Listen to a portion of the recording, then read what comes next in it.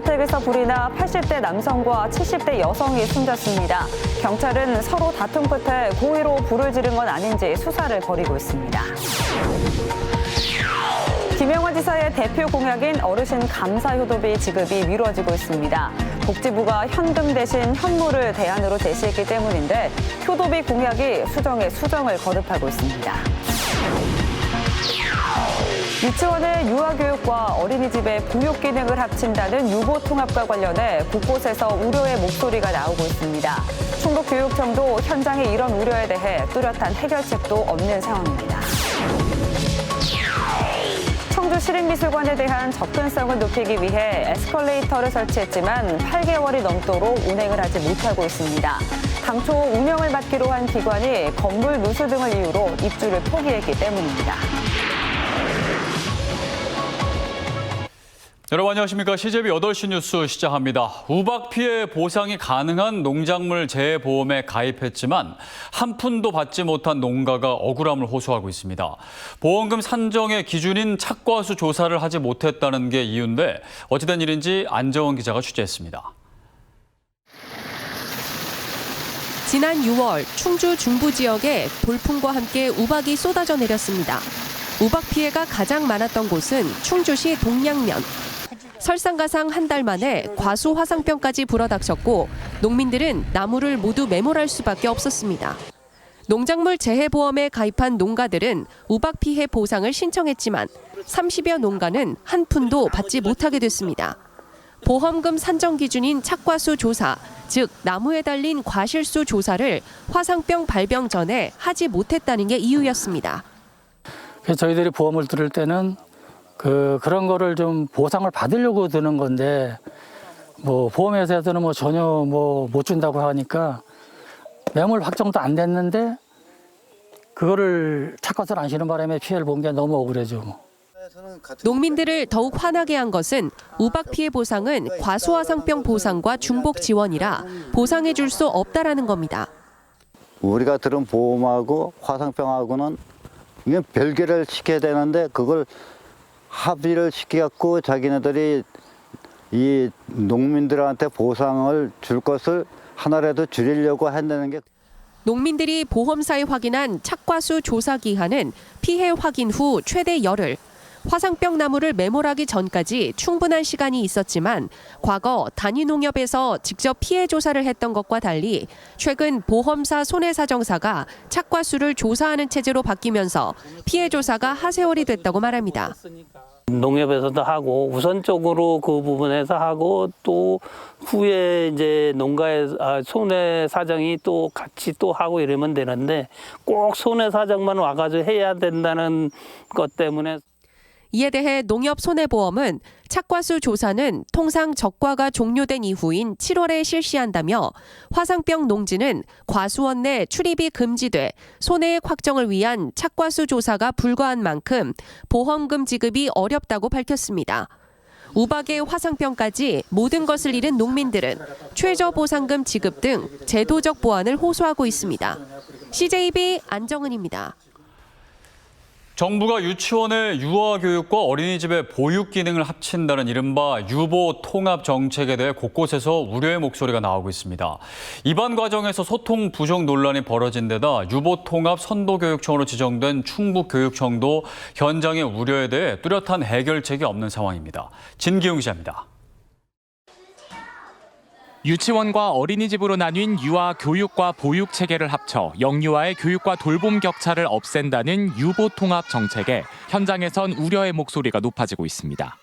유치원으로서는 유치원 교사와 어린이집 보육 교사의 양성 체계와 자격 차이가 있고 유보 통합이 되면 유아 교육보다 보육에 치중될 수 있다는 우려를 제기합니다. 교사의 수급이나 선발할 수 있는 이런 것들이 정리되어야 된다고 보기 때문에 대학의 학제 개편이 우선되어야 할 것 같고요. 어린이집이 유치원으로 통합되었을 때 교육청에서 과연 그것을 잘 감당할 수 있는가. 어린이집은 유보 통합에 따라 교육청이 무상급식이 가능하도록 지원해 줄 것을 요구하고 있습니다. 같은 지역에 있는 아이들이 먹거리가 어느 기관을 다니냐에 따라 가지고 지원이 되고 지원이 되지 않는다라는 것은 정말 안타까운 현실입니다.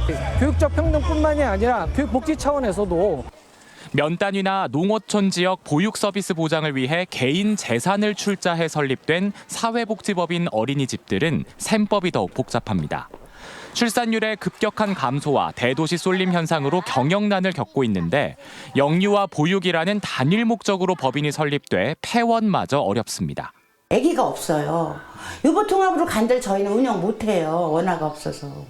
폐로 구축을 해주셔야 돼요. 저희들을 해산할 수 있도록. 정부가 인건비와 운영비를 지원하거나 법인 폐원 시 자녀 재산을 회수할 수 있도록 하는 규정을 마련해야 한다고 목소리를 높이고 있습니다. 아이들이 국공립으로 몰리다 보니 저희 사회복지법인은 점점 더 어려울 거고 정부가 강력하게 해산 절차를 위해서도 해줘야 된다고 생각합니다. 일선 교육청도 뾰족한 대안이 없습니다. 어린이집의 무상급식을 위해선 예산이 94억 원가량 추가 투입돼야 해 어려움이 크고 교육부가 아직 유보통합 모델을 내놓지 않아 교사 양성과 자격 문제, 교육 과정 등에 대한 대책을 낼 수 없다는 겁니다. 유보 교육과정에 대한 운영이라든가 교사 수급에 관한 거 아직 그런 상세한 부분들을 안내된 것이 없습니다.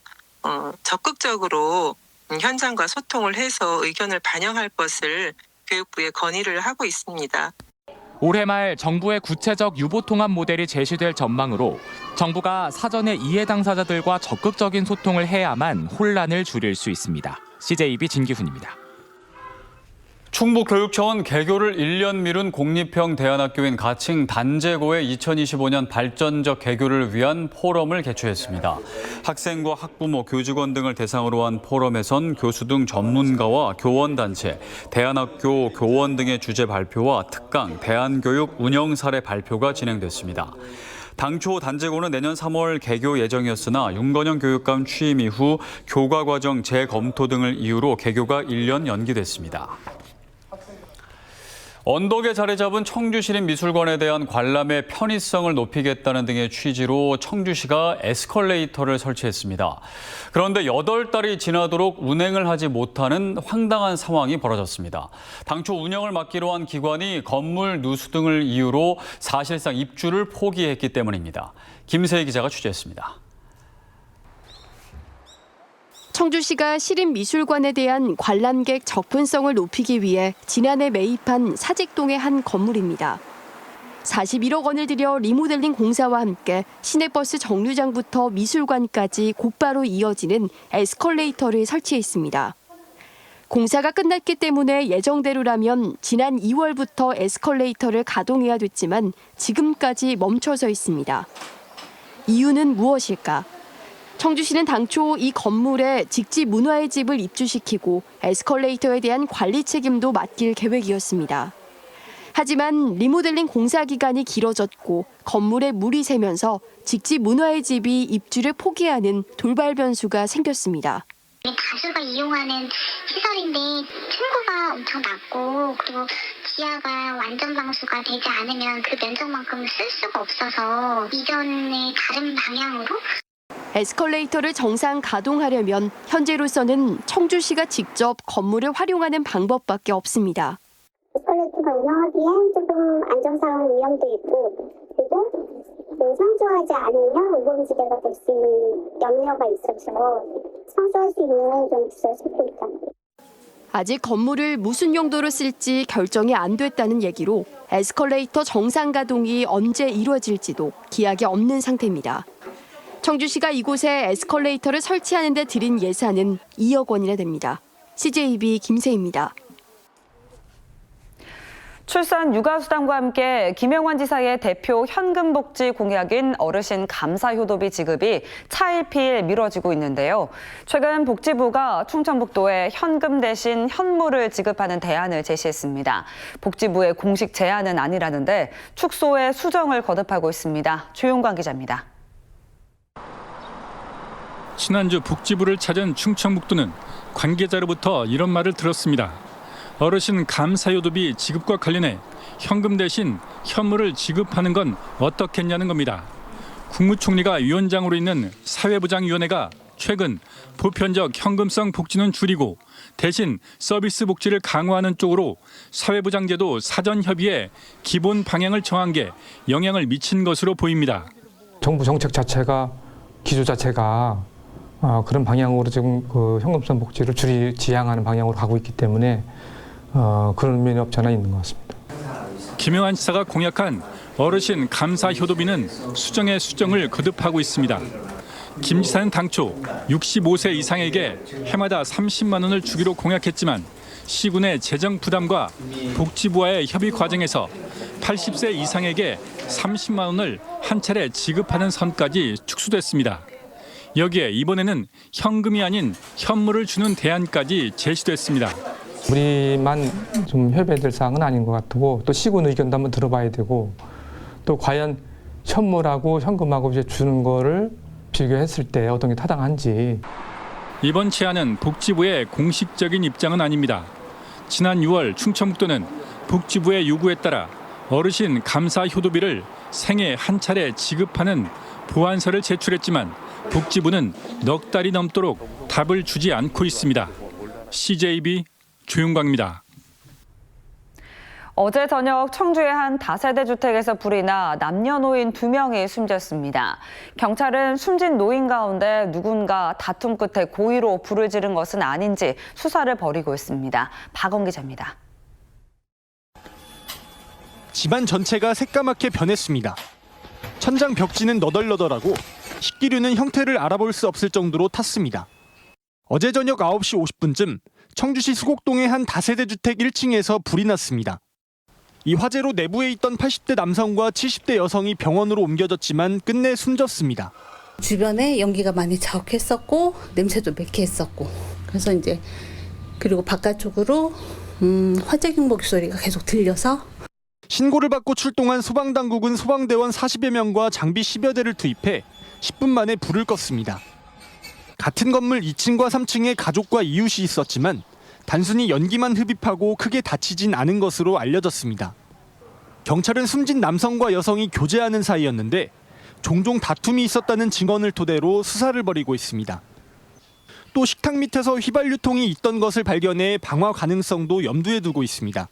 관계가 교제 중인 사이로 확인됐다고 올라왔네요. 화재 원인은 지금 조사 중인데 왜 화재가 났는지 부분에 대해서는 아직 추가적으로 올라온 게 없었어요. 경찰은 현재 CCTV를 확보해 정확한 화재 경위를 밝히고 있습니다. 만약 외부에 침입 흔적이 없고 방화로 인한 사망으로 밝혀지면 가해자와 피해자가 모두 숨진 만큼 이 사건은 공소권 없음으로 종결됩니다. CJB 박원입니다. 오송역세권 도시개발 조합원들이 각종 비리 의혹을 받고 있는 조합장에 대한 철저한 수사를 촉구하고 나섰습니다. 오늘 청주지검 앞에서 집회를 연 조합원들은 시행사로부터 5억 원을 받고 토지 매매 대금 100억 원을 횡령한 혐의로 조사받고 있는 조합장에 대해 구속 수사가 이루어져야 한다고 주장했습니다. 오송역세권 도시개발 사업은 오송리 1원 70만 제곱미터에 사업비 2,300억 원을 들여 주거시설과 상업 용지를 조성하는 사업입니다.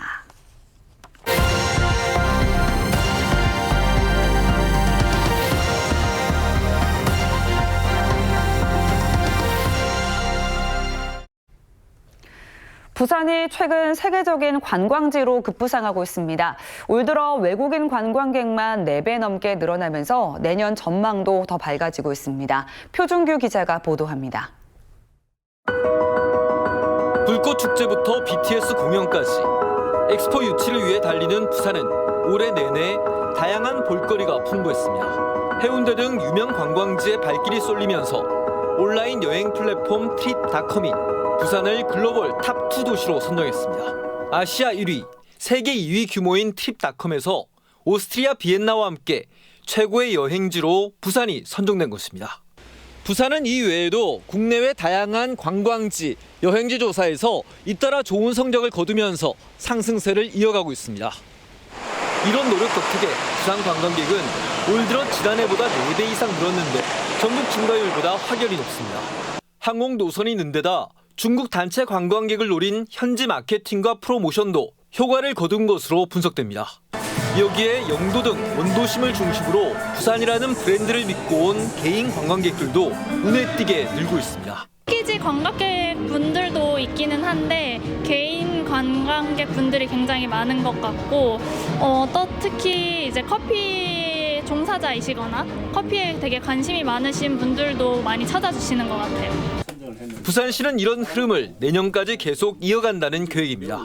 관광객 수준이 100% 회복되기 때문에 이 기점으로 해서 우리 부산이 글로벌 관광도시로 나아가도록 각종 관광 정책들을 차질 없이 추진을 해나가겠다는 말씀을 좀 드리겠습니다. 엑스포 유치 홍보의 바람을 타고 빠르게 성장하는 부산 관광이 이제 관광을 통한 부산 브랜드 높이기에 톡톡히 제 역할을 할 것으로 기대됩니다. KNN 표중입니다.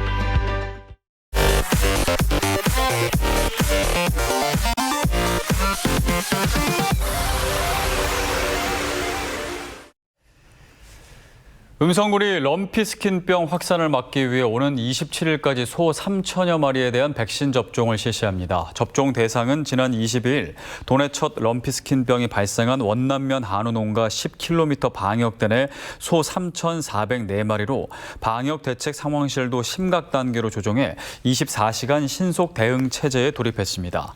럼피스킨병은 일종 가축 전염병으로 음성군 발병 농장의 소 9마리는 모두 살처분됐습니다. 충북의 주요 축제와 명소가 문화체육관광부가 선정한 지역문화 매력 100선에 이름을 올렸습니다. 로컬 100으로 불리는 이 사업은 지역 문화의 가치를 알리기 위해 유무형 문화자원 100곳을 선정하는 것으로 충북에서는 청주공예 비엔날레와 보은 대추축제, 영동 난계 국악 와인축제, 음성 품바축제와 함께 제천 배론성지, 청주 문화제조창 등 6개의 유무형 문화자원이 포함됐습니다. 문체부는 앞으로 2년 동안 이들 문화명소와 콘텐츠를 홍보하고 이를 이용한 여행 상품을 개발할 방침입니다. 국제라이온스협회 충북지구와 충북지체장애인협회 청주시 지회는 장애인 리프트 차량 구입 사업을 위한 업무 협약을 체결했습니다. 충북장애인회관 소강당에서 열린 오늘 협약식에는 양 단체 관계자 20여 명이 참석해 장애인 리프트 차량 지원 등 함께하는 평생복지 실현을 위한 상호 협력을 약속했습니다. 충북지체장애인협회 청주시 지부는 라이온스협회 충북지구로부터 기탁받은 장애인 리프트 차량을 유지 관리하게 됩니다. 옛 대통령 별장인 청남대의 경호와 경비용으로 쓰이던 한평 남짓한 지하 벙커가 미술관으로 변신했습니다. 청남대 벙커 갤러리는 헬기장 사면과 양어장 옆 지하 벙커를 리모델링했으며 내부에는 커피와 에이드 등 무인 음료 판매기가 설치됐습니다. 청남대 관리사업소는 올해 안에 수영장과 오각정, 솔바람길에 위치한 3곳을 추가로 벙커 갤러리로 리모델링할 계획입니다. 건국대 글로컬 캠퍼스와 충북인재평생교육진흥원은 세계적 석학 샘 리처드 로리 멀비 교수를 초빙해 글로벌 평생교육 명사 특강을 개최했습니다. 건국대 글로컬 캠퍼스에서 진행된 이번 특강은 다문화 시대 K컬처의 힘을 주제로 다문화 사회 속 우리 시대 문화에 대한 다각적인 통찰과 지혜를 공유했습니다. 샘 리처드와 그의 부인인 로리 멀비 교수는 펜실베니아대 교수이자 세계 외교센터 공동 설립자로 30여 년간 인종과 문화에 대한 연구를 진행해 왔습니다.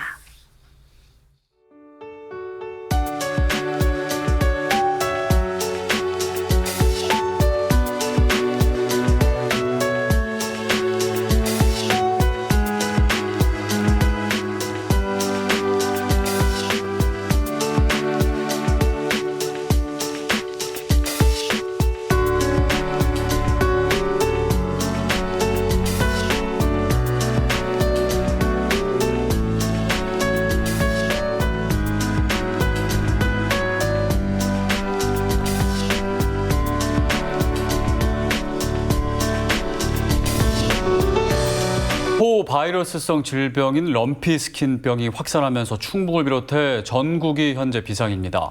가축 전염병이 한 번 확산하면 농가 피해는 물론이고 막대한 사회적 비용이 발생하는 만큼 초기 단계부터 확산 방지에 온 힘을 쏟아야겠습니다.